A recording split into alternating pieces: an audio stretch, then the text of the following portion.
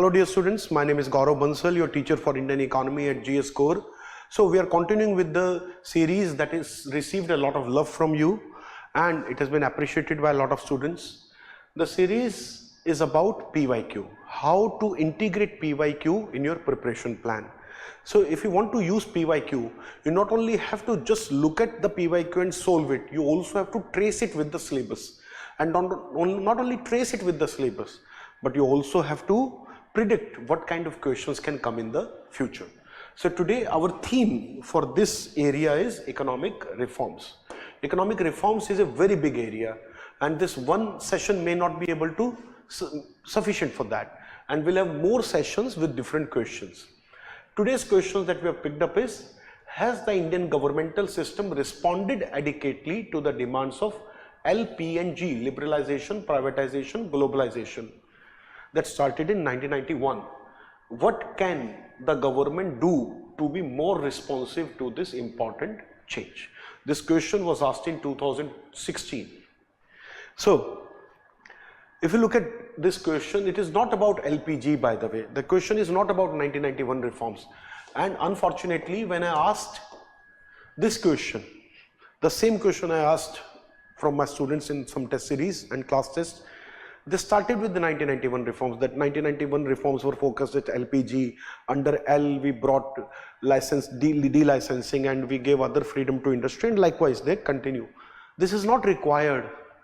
The question is not about 1991. The question is the changes and the demand that is of the liberalization process that started in 1991. So in 1991 we started a process, and the process has undergone a lot of changes. So 1991 is like your Gangotri, from where Ganga is leaving, and by the time it reaches, let's say, Prayagraj, its structure, its nature, its water undergo a lot of changes. Likewise, the reforms that started in 1991 were very different. Today the requirement of economy is very different. The question is that, so you have to talk about the changing nature of the Indian economy and the global conditions. This is what you start with.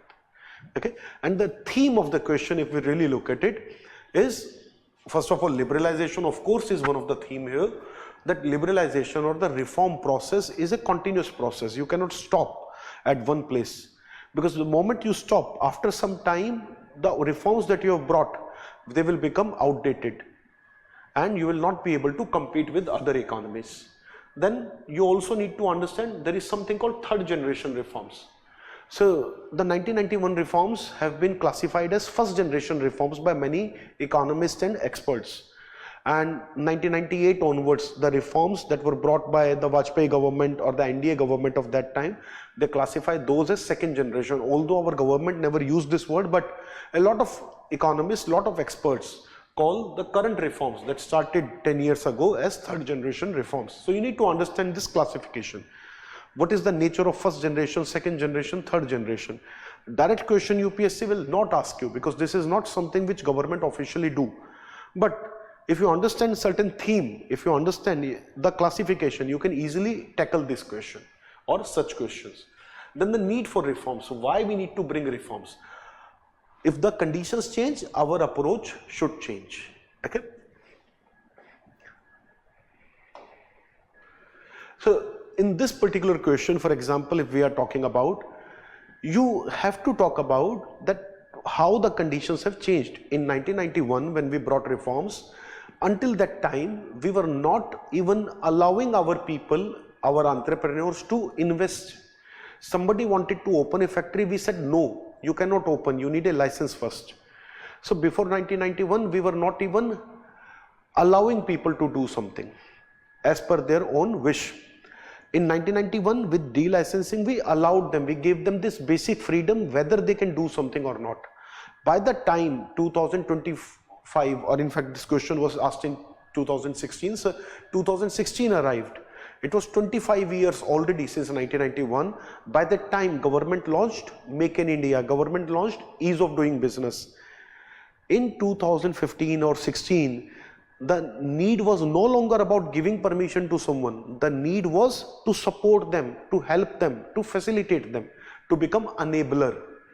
This was very important. Let me give you an example. Let's say I'm a teacher and there are a lot of students. Let's say I teach art or drawing. I'm teaching students to make a rose or to make a flower. Now one of the students in my class is bored. He says, sir, I've drawn enough of flowers, I want to draw a horse. So if I'm a very classical teacher, just like Indian economy before 1991, I will say, no, you have to follow me, you have to follow the curriculum, go strictly by what I'm doing, you have to follow me. So if I'm making flower, you also have to make flower. If I'm teaching certain thing, you have to follow that. But after 1991, we changed our approach, we gave permission. So I will tell him, okay, you can make a horse, okay, and I will see it later. So this is allowing someone to do something. This is to give them basic freedom. And what is the approach required now or 10 years ago? The current approach is not only I'm going to allow students to what they want to do, I'm also going to help them, I'm also going to support them, I'm also going to facilitate them. I will tell him, if you want to make a horse, do this, do that, follow this approach, do this, okay?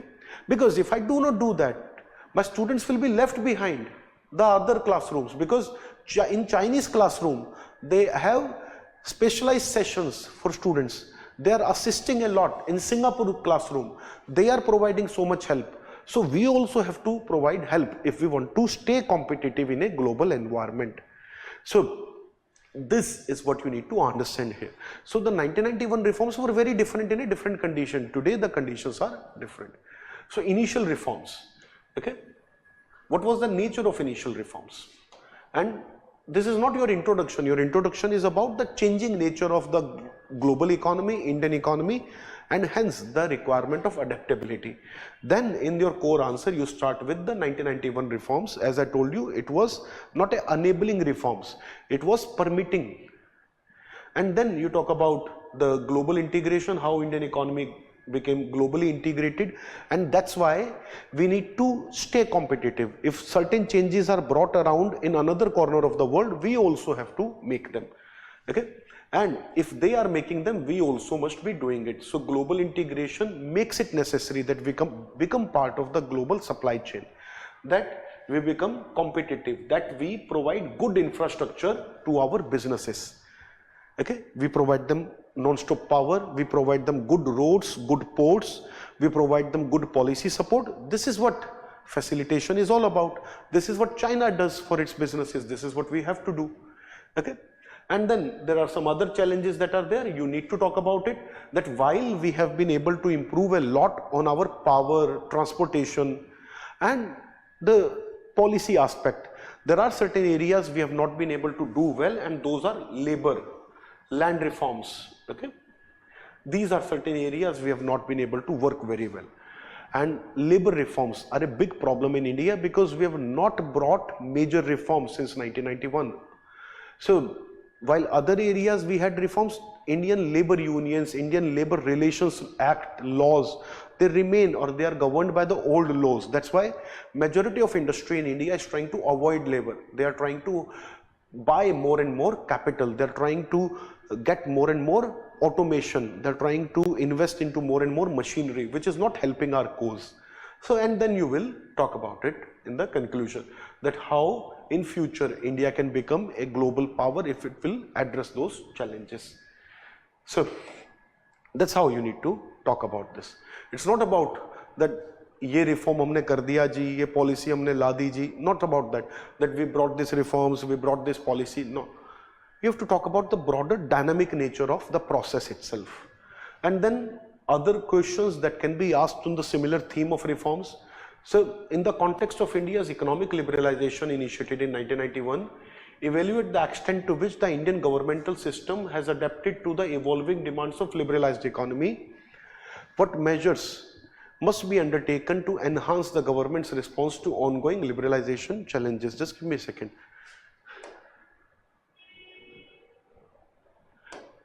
Okay, so here the question will be on future reforms. The focus is what we need to do in future. Okay, very similar question. If a similar question is asked with a slightly different theme, then instead of what we are doing or whether we have not been able to do something or do something, what we need to do in future. So way forward is far more important here. Okay, then you also need to identify challenges. So it's not about what we have done in the past 35 years, it's about what we are going to do in the next 10-15 years and what challenges do we face today. The question is more about that. Question might read very similar, but your answer is going to be very different here. Then the next question would be, with the completion of first and second generation economic reforms, India stands at the threshold of implementing third generation reforms. Discuss the key areas the reforms should target and analyze their significance in sustaining India's economic growth and development. So what kind of reforms we need to bring so that our economic growth and development continues. So it's not just about economic growth. Here the approach is changing to economic development and we are talking about broader reforms. So here you have to bring in the aspect of agriculture. Here you have to bring in the aspect of job creation. Here you have to bring in the aspect of other industries, sectors and subsectors. So it's not very much about the industry or certain leading areas. It is about the broader Indian economy, because the question is about the first, second we have brought, third what kind of challenges we face, okay, and what reform we should target and what we should be doing, okay, how it is going to affect the development. So when it comes to development, the welfare aspect of reforms become very important. Earlier the question aimed at growth aspects. This one is also aiming at development. So your impact of reforms on poverty, impact of reforms on inequality, impact of reforms on job creation, all of that is also very important. Job creation you need to cover here also, but this is also equally on poverty and inequality as well. So question on reform may be related to a broader development perspective, it may be related to specifically exports, it may be specifically related to manufacturing.